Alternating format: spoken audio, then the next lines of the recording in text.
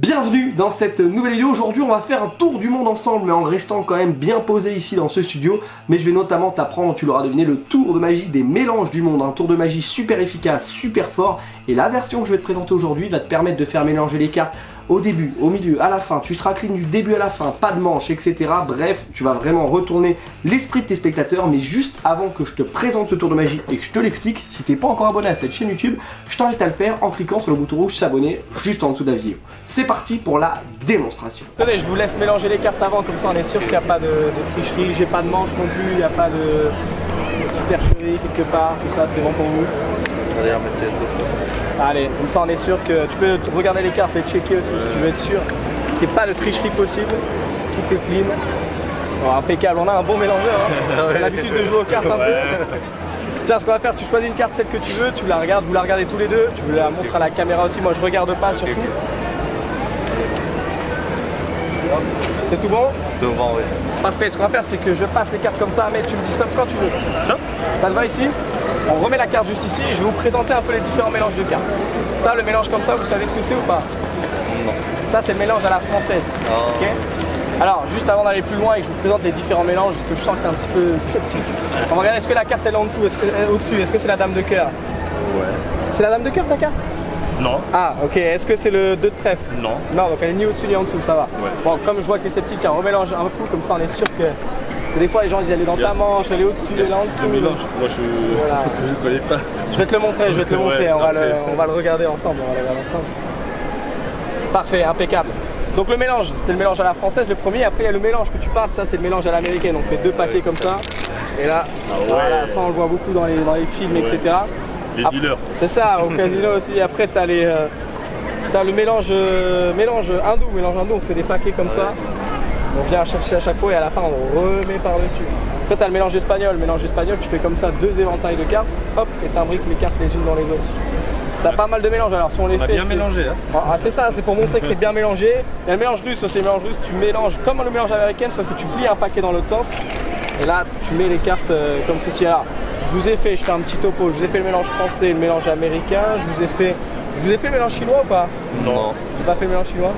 En fait, le mélange chinois, pourquoi je le fais pas? Parce que le mélange français, c'est tranquille, tu vois, on fait des paquets de cartes comme ça va, c'est assez facile. Tandis que le mélange chinois, on met des paquets dans tous les sens. Donc en plus de faire des paquets de cartes, ça soit pour jouer aux cartes, jouer au poker ou pour faire des tours de magie, tu es perdu dans le jeu. Pourquoi? Parce que tu as des cartes qui sont face en l'air, face en bas, des cartes qui sont face en bas, face en l'air. Et à certains endroits du jeu, tu as carrément même des cartes qui sont comme ici, tu vois, des cartes qui sont dos à dos. Okay. Et normalement, si on croit à la magie, on claque les doigts comme ça, vas-y, claque les doigts. Tu peux claquer les doigts aussi. Là, normalement, il se passe un truc incroyable, c'est que toutes les cartes redeviennent dans le même sens. Mais vraiment toutes les cartes. Ah oui. Sans exception. Ah merde. Non, il y en a une qui sait pas. Mais c'est. Vas-y, prends la carte pour voir. C'est bien ta carte? 3 trèfles. Ah, bien joué, bien joué. La bonne carte. Bon. Alors, les explications du tour des mélanges du monde, ça me fait un petit quelque chose. Pourquoi? Parce qu'il me semble, vous pouvez aller vérifier sur la chaîne YouTube, mais c'est l'un des premiers tours de magie que je vous ai appris sur la chaîne YouTube il y a 2 ans et demi maintenant de cela. C'est vraiment un tour qui m'a jamais lâché et je l'ai même amélioré au fur et à mesure des années que j'ai pratiqué la magie. Alors c'est pas moi qui l'ai amélioré, c'est les conseils qu'on m'a donnés au fur et à mesure. Pour vous, la petite anecdote, la première version que je faisais, je contrôlais tout le temps la carte. Donc c'était une grosse part de risque quand même parce qu'il suffisait que je rate un mélange et j'avais perdu la carte et je ne la connaissais même pas. Aujourd'hui la version que je vais t'apprendre est vraiment pour moi la meilleure des versions. Je me permets de le dire parce qu'encore une fois elle n'est pas de moi, c'est des conseils qu'on m'a donnés au fur et à mesure des années. Mais tu as la carte du spectateur en tête dès le début du tour de magie, quasiment juste après qu'il l'ait choisi. Donc déjà quoi qu'il arrive, même si ton jeu de cartes il tombe, même si ton jeu se fait écraser par une voiture et qu'on te donne un nouveau jeu, bref ce que tu veux, eh bien tu connaîtras la carte du spectateur, donc tu auras un temps d'avance. Et surtout c'est que tu peux faire mélanger le spectateur. Et encore une fois que dans l'esprit du spectateur, il aura beau tout remonter à la fin du tour de magie, il ne trouvera jamais comment tu as pu faire. Pourquoi? Parce que si tu le fais avec un minimum d'entraînement, tout passera comme sur des roulettes et donc le spectateur sera vraiment perdu suite à ce tour de magie. Après t'avoir donné envie de l'apprendre, eh bien passons sur le tapis. Donc, admettons que le spectateur, on va d'abord voir les techniques et ensuite je te referai vite fait une présentation. Encore une fois, la présentation, tu peux utiliser celle que tu souhaites, mais évidemment, je t'invite à créer ta propre histoire, même si bon, pour le tour des mélanges du monde, forcément tu vas faire des mélanges, donc l'histoire du tour du monde, ça peut être intéressant. Je t'invite également à aller voir la vidéo qu'on avait fait sur la chaîne 5 minutes pour devenir magicien, allez voir la présentation de Fred, puisque Fred avait présenté ce tour de magie, donc c'était le 3e magicien à passer, et tu vois que Fred n'y connaît absolument rien en magie, et pourtant il a proposé une bonne version, donc c'est juste pour se motiver un petit peu et te dire ok, lui il connaissait rien à la magie et pourtant il a quand même réussi à faire ça, donc moi avec un petit peu de boulot je peux peut-être aller chercher quelque chose un peu plus loin. Et puis après je t'invite à revenir voir la démonstration dans cette vidéo, ou encore les différentes démonstrations que j'ai fait dernièrement dans les rues de Lille, dans la vidéo que je te mets juste là-haut. Bref, voilà pour la motivation. Passons maintenant sur le tapis. Alors comment ça se passe? Très simple. Déjà, je commence encore une fois par faire mélanger le jeu de cartes. Comme tu l'as vu, le jeu est mélangé par le spectateur, par les spectateurs aussi parfois s'ils sont plusieurs, comme ça on est sûr qu'il est bien mélangé, ils peuvent vérifier. Et ensuite, ils vont remettre leurs cartes à l'intérieur du paquet. Donc là, comment je fais? Tout simplement, mon fameux contrôle à la française que je t'ai présenté dans la dernière vidéo, que je te mets juste là-haut également en description. Ça sera vraiment le meilleur contrôle que je peux te conseiller. Donc le spectateur te dit stop quand il le souhaite, admettons qu'il te dit stop ici. Tu remets sa carte, le décalage comme on a vu, donc aujourd'hui je m'y attarde pas, hein. Si tu veux aller voir le contrôle à la française, je t'invite vraiment à aller voir la vidéo et à revenir sur celle-ci après. Et ensuite la deuxième phase, tu as maintenant la carte du spectateur au-dessus. Pour l'instant, qu'est-ce qui s'est passé? Le spectateur a mélangé le jeu, il a choisi une carte et t'a mélangé. Souvent, à ce moment-là, dans la tête des spectateurs, ils se disent ok, soit il a la carte dans la manche, soit il a la carte au-dessus, soit il a la carte en dessous. Donc ce qu'on va faire, et c'est ça qui est fou, c'est que on va, en lui prouvant que tout cela est faux, alors que c'est vrai parce que la carte est là, on va lui prouver le contraire, et en plus de ça, on va lui laisser mélanger les cartes. Et c'est ça qui va vraiment faire que ce tour est incroyable, parce qu'à la fin, quand le spectateur essaiera de comprendre, il se dira mais c'est impossible parce que j'ai vérifié le jeu, je l'ai mélangé. Quand j'ai commencé à me dire tiens, il contrôle peut-être la carte, il la garde quelque part, il m'a montré que c'était pas le cas, et il m'a fait mélanger le jeu. Et donc dans la tête du spectateur, c'est complètement impossible que vous sachiez où est sa carte. Donc pour ce faire, vous allez tout simplement faire la technique du glissage, c'est-à-dire que là je justifie, comme vous l'avez vu dans la démonstration, de dire au spectateur tiens, avant qu'on aille plus loin, est-ce que ta carte elle est en dessous du jeu? Est-ce que c'est le 10 de carreau? Forcément il va répondre non.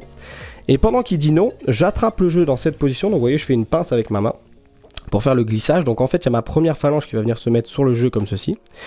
Et je lui dis voilà, est-ce que ta carte c'est le 10 de carreau? Il me dit non.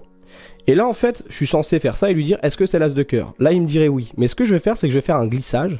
Et donc le glissage en quoi il consiste? Il consiste tout simplement à prendre mes doigts comme ceci, à appuyer, et en tirant ces doigts là, eh bien la carte va faire ceci. Évidemment le spectateur n'y voit rien, pourquoi? Parce qu'il est sur votre droite. Et donc vous, ce qui va se passer de votre angle de vue c'est ça. Et ça, le glissage, c'est vraiment ce qui va vous donner le temps d'avance. Pourquoi? Parce que quand vous êtes comme ça, il n'y a que vous qui voyez la carte. Je peux me mettre là, vous voyez, le spectateur voit absolument rien, parce que lui, il est à peu près à cette distance. Ceux qui sont en face, ils voient rien non plus, et même ceux qui sont à gauche ne voient rien. Pourquoi? Parce que la carte est décalée. Donc vraiment, il n'y a que vous, et c'est ça qui est fou, qui voyez la carte. Ça vous permet, 1, de prendre connaissance de la carte, vous savez que c'est un as de cœur, et 2, au lieu de venir tirer l'as de cœur, tirez la deuxième carte et lui dire, est-ce que c'est l'as de carreau? Est-ce qu'elle est au-dessus? Et là, le spectateur vous dit non. Là, vous avez pris connaissance de la carte du spectateur, vous avez montré qu'elle était ni en dessous ni au-dessus, et là ce que vous faites, vous lui dites tiens, je vois que vous êtes un peu sceptique, donc allez-y, remélangez le jeu comme ceci, comme ça on est sûr que vraiment il n'y a pas de triche pour la continuité du tour de magie. Et là je peux vous dire que vous êtes le roi du monde. Pourquoi? Parce qu'il a mélangé les cartes avant, vous lui faites mélanger après, alors que vous venez lui montrer qu'elle était ni au-dessus ni en dessous. Il peut même lui-même aller vérifier ce qu'elle soit bien dans le jeu, il verra qu'elle est pas dans le... Enfin, il verra qu'elle est dans le jeu, mais qu'elle est vraiment quelque part dans le jeu.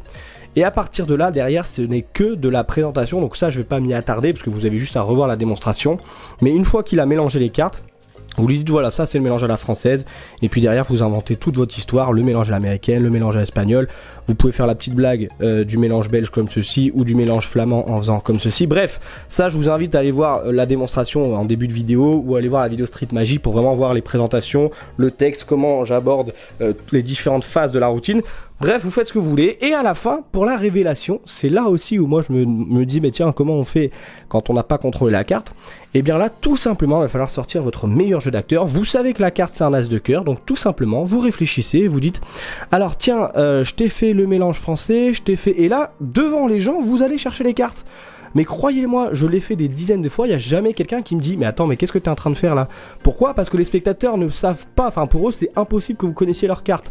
Donc forcément ils se disent bon bah juste il réfléchit au mélange. Et en fait vous pendant que vous dites alors tiens je t'ai fait le mélange français, je t'ai fait le mélange américain, vous allez juste chercher l'as de cœur, hop il est là. Et là vous dites ah je t'ai pas fait le mélange chinois. Vous voyez je cache la carte pour être sûr que je fasse pas ça face au spectateur. Je dis ah je t'ai pas fait le mélange chinois. La personne me dit non. Et là, hop, je sépare au niveau de l'as de cœur et du coup, je le remets au-dessus du jeu. Mon as de cœur, il est au-dessus. Et là, comment je justifie? Parce qu'il faut que je mette la carte en dessous. Je dis, alors, le mélange chinois, je te l'ai pas fait. Pourquoi? Parce qu'il est compliqué. Tu vois, le mélange français, il suffit de faire ceci. Et là, je pèle en premier la carte comme ça du spectateur, comme ça, je la mets en dessous. Et j'explique, je dis, voilà, le mélange français, il suffit de faire des petits paquets comme ceci. Alors que le mélange chinois, il faut faire des paquets dans les deux sens. Et hop, j'ai justifié le fait que j'ai mis la carte en dessous. La technique du mélange chinois, comment elle se passe? C'est très simple, vous tenez le jeu en position de la donne et avec votre autre main, vous allez chercher des cartes comme ceci, petit paquet, et vous dites on met des cartes dans ce sens-là, mais également dans ce sens-là. Là, vous posez sur le jeu. Donc vous voyez, je tiens plus rien là, je mets juste mes doigts pour tenir les cartes et vous faites comme ceci des paquets. Vous faites ça jusqu'à la fin du jeu et à la fin du jeu, vous allez voir, c'est très important quand il reste voilà ici plus que 2 cartes, de prendre la première comme ceci et la carte du spectateur qui est là, la mettre sur le dessus, ok? Mais évidemment, il faut que ça soit naturel. Et en réalité, là, les gens pensent qu'il y a des cartes dans tous les sens, alors qu'en fait, il y a juste une moitié de carte comme ceci, une moitié de carte dans l'autre sens, et la carte du spectateur qui est au-dessus. Donc, comment ça se passe à vitesse réelle? Ça donne des paquets dans tous les sens, comme ceci, comme ceci, comme ceci, comme ceci. Et là, quand vous arrivez là, tac, et la carte du spectateur bien au-dessus. Là, pour montrer les différentes parties du jeu, vous allez prendre des cartes en bas du jeu, et vous allez dire, on a des cartes qui sont face en haut, face en bas. Vous allez prendre maintenant au-dessus du jeu, vous allez dire des cartes face en bas, face en haut. Et là, vous allez chercher, mais discrètement dans le milieu du jeu. Pourquoi discrètement? Parce que si vous faites ça, le spectateur va tout voir. Et vous dites, il y a même des endroits où il y a des cartes qui sont dos à dos. Là, vous allez chercher et vous dites, ok, tiens, c'est à ce niveau-là. Vous dites, il y a même des endroits où les cartes sont dos à dos. Normalement, vous devriez remettre les cartes comme ceci, mais là, ce que vous allez faire, c'est ceci. Donc, au lieu de faire ça, vous avez fait ça. Et au lieu de les remettre, vous allez faire ça. Et le tour est joué. Et là, vous dites tout simplement... Encore une fois, ne gâchez pas les effets, puisque le premier effet reste très fort, c'est de remettre toutes les cartes dans le bon sens, et le deuxième effet, c'est de montrer qu'il y a une carte qui s'est pas retournée. Donc combien de magiciens j'ai vu faire, regardez, toutes les cartes sont dans l'ordre, sauf une, et c'est votre carte. Non, vous arrivez, vous dites, et là, avec un seul claquement de doigts, ce qui est fort, c'est que toutes les cartes redeviennent dans le même sens. Et là, je peux vous dire que déjà, les gens bug, ils font, waouh! Vous montrez toutes les cartes, et là, vous dites vraiment toutes les cartes sans exception. Ah, merde, il y en a une qui... Bon, là, c'est ma carte de publicité. Non, ça, c'est ma carte de publicité, bref. Vous dites, ah, merde, il y en a une qui a... Ah, mais attendez. Vous dites pas, et regardez, ça va être votre carte. Non, vous dites, ah, il y en a une qui s'est pas retournée. Vous montrez la carte au spectateur, bam, l'as de cœur. Et là, je peux vous dire que vous avez une foule en délire. Comme je te l'avais énoncé lors des explications du tour de l'invisibilité que je te mets juste ici, c'est encore une fois aujourd'hui une véritable bombe que je te livre. Pourquoi? Parce que j'étais vraiment détaillé les mouvements, les subtilités les plus importantes. Il y a une araignée sur mon bureau, bref. Donc je te souhaite vraiment de bien t'entraîner, d'être parfait avant de le présenter, même si encore une fois, comme je le répète à chaque vidéo, là t'as qu'une envie, c'est d'aller le présenter à la première personne que tu vas rencontrer, mais entraîne-toi bien, il faut que ça soit fluide. Entraîne-toi à ne pas regarder les cartes quand tu fais le mélange et vraiment à être adressé à tes spectateurs, à pas être focus sur tes mains. Entraîne-toi à ce que ça soit le plus fluide possible quand tu vas chercher la carte du spectateur en disant voilà, je t'ai fait le mélange français, le mélange ceci, bref, il faut vraiment que la technique encore une fois soit clean, que ton texte soit clean. Pour qu'il soit clean, et bien n'hésite pas à aller t'inspirer de la vidéo que j'avais fait ici, Street Magie, ou encore de la vidéo dont je t'ai parlé tout à l'heure. N'hésite pas à aller revoir la première vidéo que j'avais fait à l'époque sur l'explication des mélanges du monde, peut-être que j'y donne d'autres subtilités. Bref, je t'invite vraiment à travailler avant d'aller proposer ce tour. Dans les prochaines vidéos, je te réexpliquerai peut-être des tours de magie plus automatiques comme je te le faisais à une certaine époque. J'essaie d'en faire un petit peu pour tout le monde, des tours plus travaillés, des tours automatiques, de la scène, du close-up. Bref, si tu as des idées en commentaire, n'hésite pas à me les donner pour des prochains tours de magie, des techniques ou encore d'autres sujets. Je suis totalement ouvert. Évidemment, juste avant que tu ne partes, n'oublie pas de t'abonner à cette chaîne YouTube si c'est pas encore fait. On est de plus en plus nombreux. Alors je vous parle, on est bientôt 20 000 abonnés sur la chaîne YouTube. C'est énorme, c'est juste incroyable. Je peux aujourd'hui, grâce à vous et grâce à mon travail, vivre de cette passion extraordinaire qui est la magie et les vidéos. Donc merci à vous, merci à toi de me faire confiance lors de ces différentes vidéos. Et puis je te souhaite un très bon entraînement avec ce tour de magie. Je te dis à très bientôt. Ciao!